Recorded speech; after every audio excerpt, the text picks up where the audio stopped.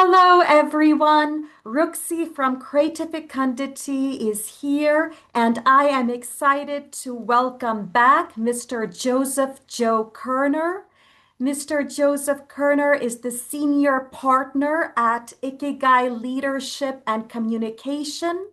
He has been a successful entrepreneur, leadership coach, and executive trainer for over 30 years. He has served clients in diverse areas such as healthcare, high tech, software development, and a host of other scientific and technical areas. He is a gifted speaker who has delivered over 1,200 seminars and workshops. Joseph Kerner has been highly dedicated to serving his clients and helping them achieve their goals with great success and prosperity. Welcome back, Joe.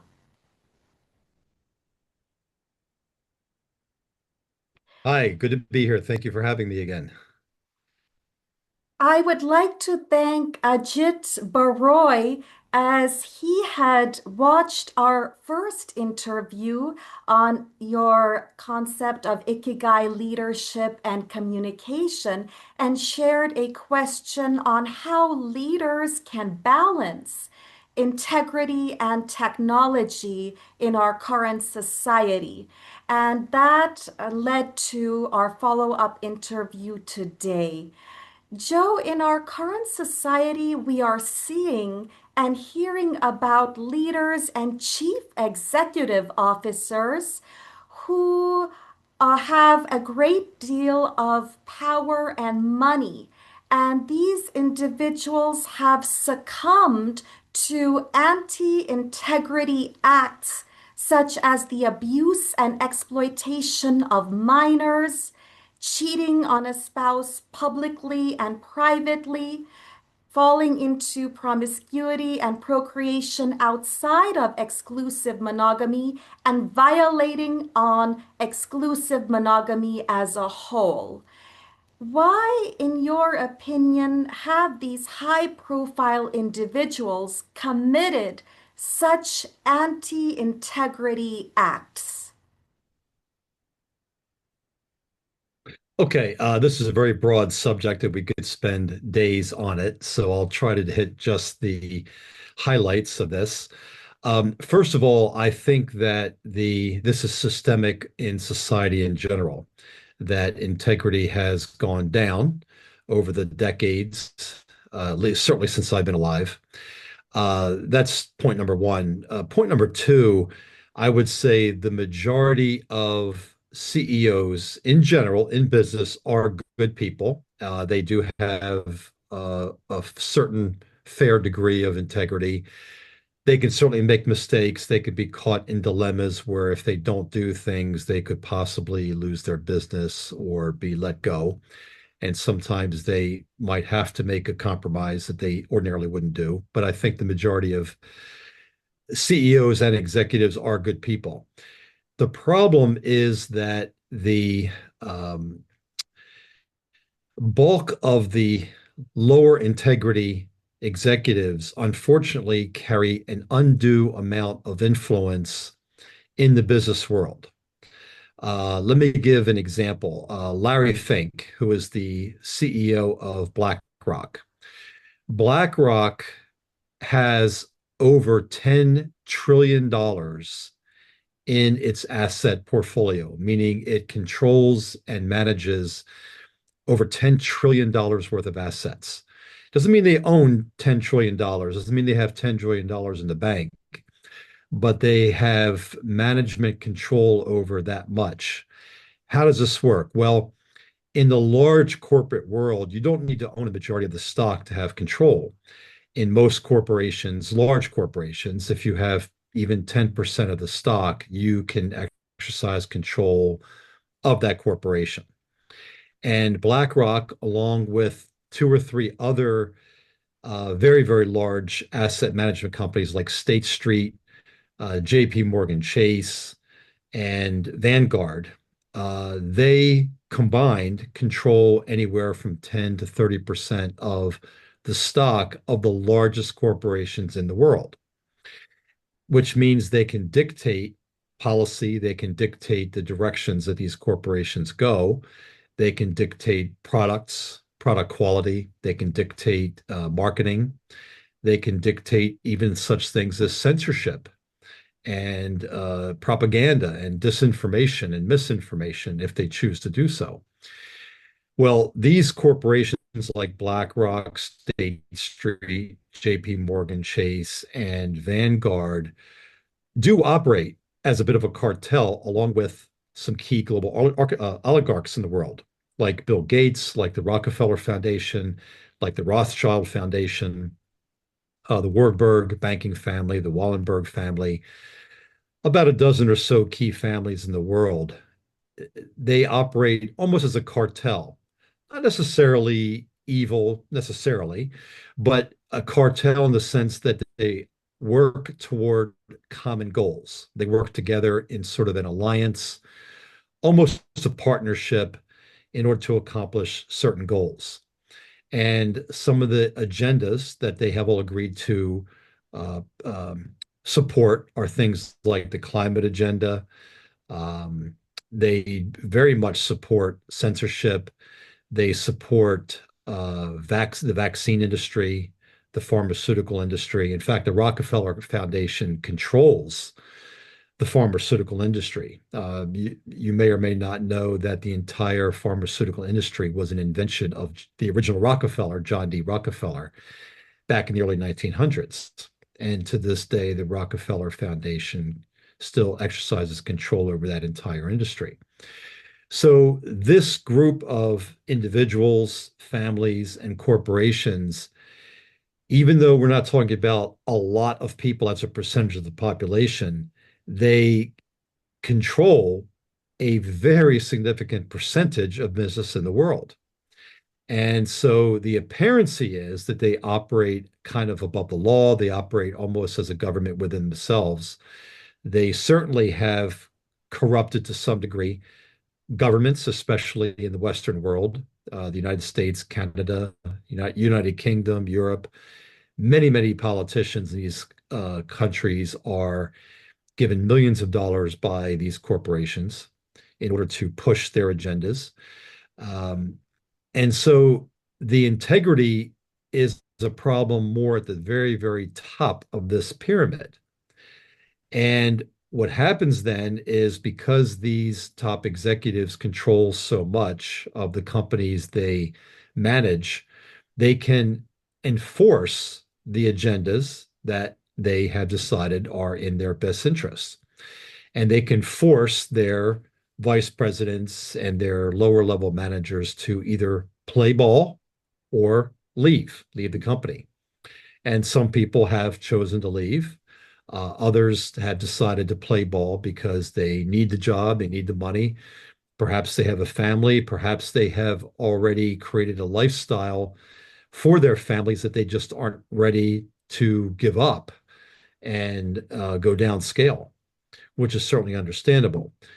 So this is sort of the state of the business world where there is a bit of a pyramidal structure with maybe 40 or 50 key players at the very top who exercise an undue amount of influence and control over business in general, and unfortunately, the governments they operate in.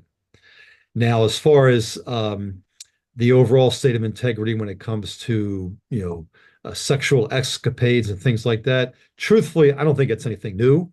I think that has gone on from the dawn of time. I think what is new is the technology and the social media coverage of these things. So it's not so much that these guys are doing more of what they did before, they're just getting caught more easily today. I definitely agree. The technology is a large component. I would also add, if we look in these ongoing lapses in integrity have been happening, it's due to family upbringing with these individuals to some extent, as well as a larger socialization where we see people are viewed in these immature, crude, and lewd ways, particularly women and girls who are objectified because of their physicality and their reproductive ability. And so I think manipulation of it within it starts within the family construct of how people, individuals are perceived in our society and expands to our society as a whole. And what happens then, these toxic and unhealthy perspectives are then aired through social media and technology and amplified. And that is continuing the anti-integrity acts in our society. It keeps our society stuck in this immature stage of existence, and we are held back from evolving to higher levels of treatment of others and interactions with others, which we can find from viewing people not just as bodies, but individuals with the higher consciousness, with integrity within themselves, with ethics within themselves. That concept you spoke of, this aliveness in your first interview, we see that, and religion has referred to it as the soul. The souls of individuals are being repressed and really being hidden under this view, immature view perspective that our society has imposed on each other. And so to break free, the family upbringing is crucial in changing people's mindsets on how they treat others with respect, integrity, obtaining consent from them, viewing themselves as souls within bodies, as capable of higher reverence and deserving of higher reverence and esteem. And this will change. That has to start within parental upbringing, but also these individuals themselves, they have high power and wealth, that they have the ability to engage in self-study and to change their ways and to learn what integrity is and how to practice it in their daily lives. They are at a stage where they have the means, more than the means, and the technology at their disposal to change these primitive behaviors and evolve to higher levels of interactions with others based on mutual respect and ethics. So I think we need to the individuals, the same technology that we have, the same social media means need to be applied to these individuals who own these massive amounts of power and wealth, the same message sent back to them so they can think, challenge their thinking, and they can develop themselves at a higher level and integrate integrity in their own lives. You've explained these reasons, but if you look at this as a whole, Joe, are there any other reasons you would say that integrity is dying in our society currently? And how Sure. would, or is it just this large systemic problem? And how would you label or describe this systemic problem? Okay, well, and you've touched on a number of factors, and there is good news in all of this as well, which I'll get into. But let's look at the factors that are driving this lower integrity society that we're in. One is the whole education system has been captured, if you will, captured by a number of ideologies and I guess for want of a better word, global oligarchs who have a particular agenda that they want to push. So that's a whole factor that has contributed to what I consider to be a decline in the humanistic side of society. See, as technology increases, humanity is not keeping pace. See, technology is growing and advancing by leaps and bounds. And unfortunately, people are not keeping up with that. And so there's a little bit of a, well, not a little bit, there's a lot of a mismatch, a lot of inequality there. But education is one factor.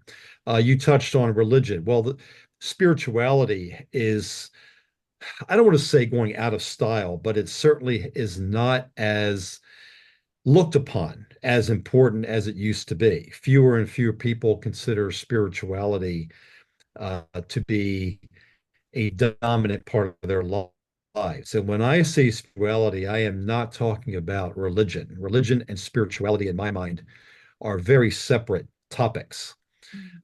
I myself am not particularly religious, okay, but I am very spiritual. And some people always say, well, how can you be one and not the other? Well, I'm not religious in the sense that I don't belong to a particular church that preaches a certain dogma and certain and things that I have to believe. However, I am very spiritual in the sense that I believe in high integrity. I believe in treating people the way they should be treated. I believe in honesty and ethics. I believe in doing the best for people whenever possible. Uh, I know right from wrong, those types of things. That's being spiritual. That's a second factor. And then a third factor you touched on is the family unit. There's no question that the family unit has broken down over the last, well, at least 50 years, if not longer. And it's been breaking down very, very steadily. Um, Not necessarily because of women in the workplace. I know I've heard this argument, well, women in the workplace are driving this. I don't think that's necessarily true.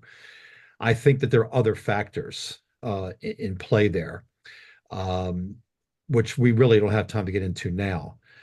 But so that's a third factor. And then the fourth factor would be business integrity itself. So we have education, spirituality, the family unit slash upbringing, which you touched on, and then business integrity. These four things are not independent from one another. They're not isolated. They interact. They're almost four corners of a square. You could picture a square with those four things on one on each corner. They go together. And as you influence one or more of them, you influence the rest. I think that the way out, however, isn't from the top down. I think it's from the bottom up. I think what has to happen is a grassroots type of thing where ordinary people, if I can use that term, who are not CEOs of multi-billion dollar companies, they have to get their integrity in. Meaning, how do they do that? Well, they have to um, increase their own confidence in their own abilities. They have to increase their awareness of their own abilities. I think there are two things that cause people to lose their integrity: fear and doubt.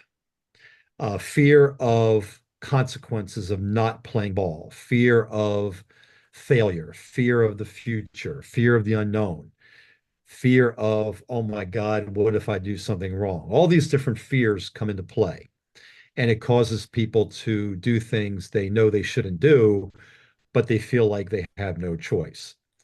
And then there's doubt. Doubt is the biggest killer of dreams and plans out there. Doubt in one's own abilities, doubt in one's own capabilities. We touched on this the last time in our interview. People have enormous capability and power and innate abilities, but most people don't realize that. And so, as a result of that, they allow themselves to be dictated to. They allow themselves to be controlled. They allow themselves to um, be a slave sometimes, even. They allow themselves to give up their ethics and integrity in order to keep a job or to advance or to get a promotion or a raise or make that sale, or send their kids to a private school or have that nice car, whatever it is that drives people. Doubt and fear are the things that cause them to succumb to this society of a declining integrity. Okay. Now, the good news, and there is a lot of good news, is that there is sort of an awareness tidal wave occurring right now in the world. Mm, It's a tidal wave that's actually building, mm, almost like I'll switch metaphors from a tidal wave to an avalanche. You take a little snowball and you start rolling it down a big mountain. Well, eventually it gets bigger and bigger and bigger until it becomes an unstoppable avalanche. Well, I think there's enough snowballs rolling down now in terms of awareness of what's going on, awareness of who's doing what to whom, awareness of this, what I call the globalist cartel, aware of the corruption in governments.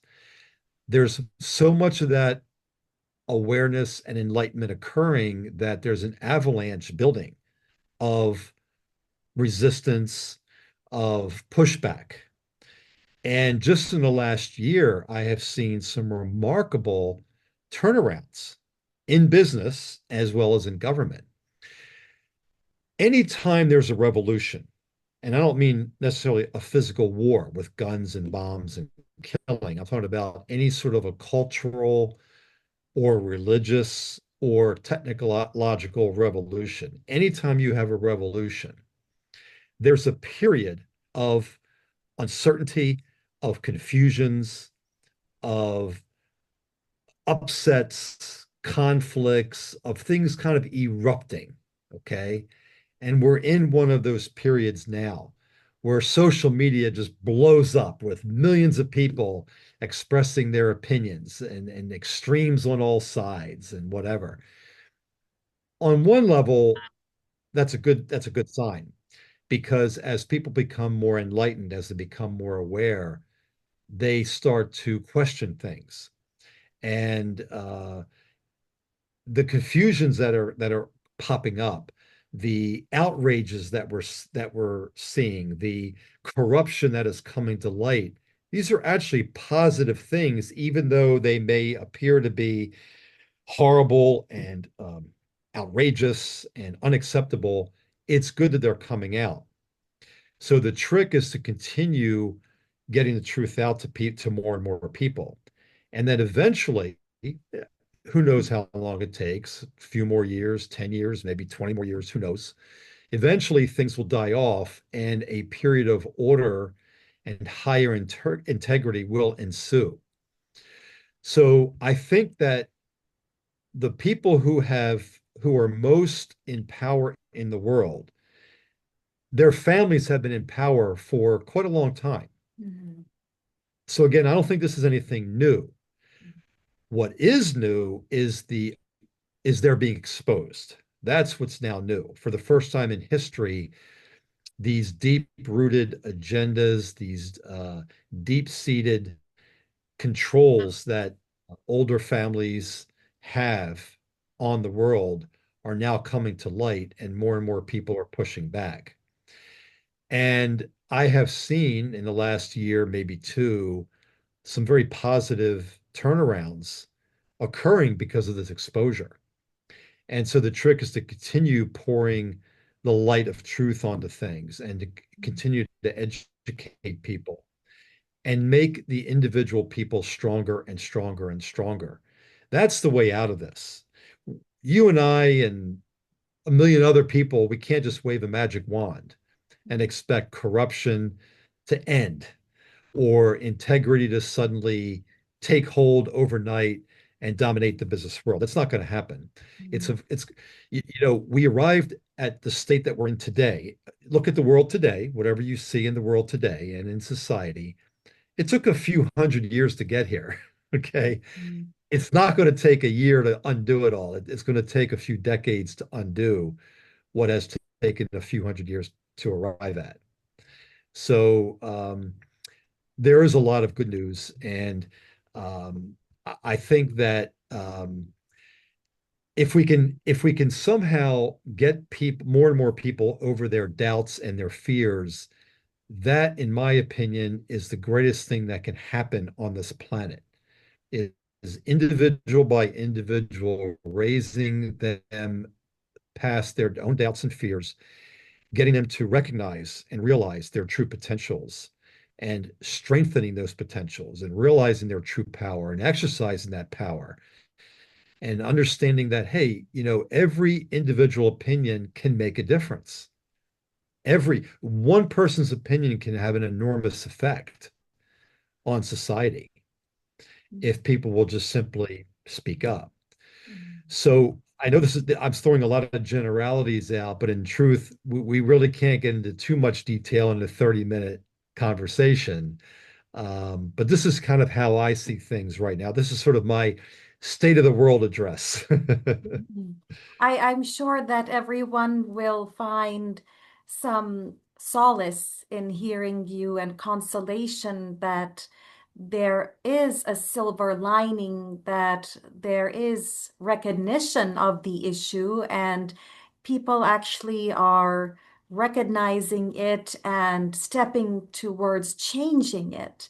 And it is going to take every person to learn about integrity. It's now they have the technology available instead of utilizing that technology to continue to perpetuate lapses of integrity, this corruption, wrongdoing, misbehavior, all of that. Instead of using it for those negative ends, they can use it for the positive end of learning integrity, of actually practicing integrity in their everyday lives, online and offline, as well as with everybody they meet. And this is going to make a difference in the end, their participation. And so, Joe, if you look at the three major areas, leadership, technology, and society, how would you keep integrity, bring back integrity, keep it in these three areas? And what does your example, as you had a highly accomplished article, you had written this highly accomplished article on Lorenzo, an amazing true life story. How can we bring in individuals like Lorenzo's parents, Augusta and Michaela O'Done, to be set as examples for leaders, technology, and society in their practice of such a high level of integrity? They pushed through to the end to save their son's life, Lorenzo, from his fatal illness. And in doing so, they preserved their long-standing partnership. Truly, they are an example to everybody in the entire world. This life is just not everything what we are given here physically. Unfortunately, those who believe it to be their one and all, they are shortchanging themselves, because what truly matters, this integrity will carry over to the spiritual afterlife. And there, the people like Michaela and Augusto Odone, they will be placed at the top for the integrity they practice, their perseverance, and their high attention, attentiveness to each other, their loyalty towards the end. These individuals will be the ones recognized and cherished for their integrity, commitment to integrity through all times. So, how can we achieve this integrity with these three areas starting now and into the future? Okay. It's done one person at a time. Okay. Again, we cannot wave a magic wand over the world and simply get these things implemented. You and I, and anybody who are like us, we work with individuals that we come across in life and in business, and not necessarily even just in business, even friends and family. if we see someone in our family who's struggling, what can we do to help them? But with honest help, not just giving them a helping hand, but actually raising them up to where they can stand on their own 2 feet and apply their own capabilities and regain their own integrity. Mhm. This is done one person at a time. There are 8 billion people on this planet, with the numbers increasing, pretty much every year. One person, each and every person, can make a big difference. Mhm. So every person that we help rise above his or her doubts and fears, every person we help improve their integrity and their courage and their strength and their power, that helps all of humanity and society far more than just 1/8 billion. Okay. In Mhm. other words, one person is worth a lot more than 1/8 billionth of a person. If you understand what I'm saying, you say, one person could have the power of 1 million people if they apply themselves and get over their doubts and fears and recognize their capability. And so the way out of this downward spiral that I believe we've been on for many, many, many decades or centuries even, the way out is person by person. Mhm. If we can get people who are at the tops of organizations or governments, hey, that's great.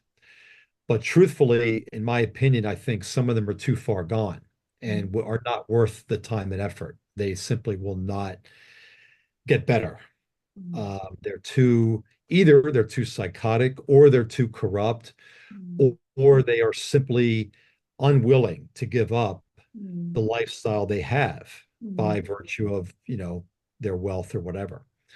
But again, and I want to tell everybody who's listening, everybody who's wealthy is not um, out of integrity or low integrity. Not by the majority of people in general are honest, ethical people, and that includes very wealthy people as well. It's Joe, only yes, go I ahead. just because we may be running out of time soon, I just wanted to make sure we Okay. Right. announce, yes, if you want to finish your thought, and then we'll announce your consultation, the 2 hour free consultation. Okay. Yeah, just to finish up. So it's only maybe, like I said, 50, 60 key people on the planet that are driving most of the negative, destructive agendas going on. And then maybe there might be another 10,000 who are influenced by them to carry out their programs. But the majority of the population are good people. I'll just leave it at that. Thank you so much, Joe. So we want to announce Joe has free 2 hour consultations. And you can contact him on his website. I will add those links in the description box to this video. For any questions you may have, feel free to contact him, as well as on the courses. Any questions you have, please visit his website. I hope you all can. This is the brooch from our last interview, and hopefully we can all be the silver integrity out there, spark of integrity in the world, help bring everyone to a high level of ethics for widespread social stability. Thank you so much, Joe, for being a shining example of integrity yourself. And we can all join together and follow this high level path towards high reverence, respect, ethics. Thank you so much. Thank you, Rox. Thank you.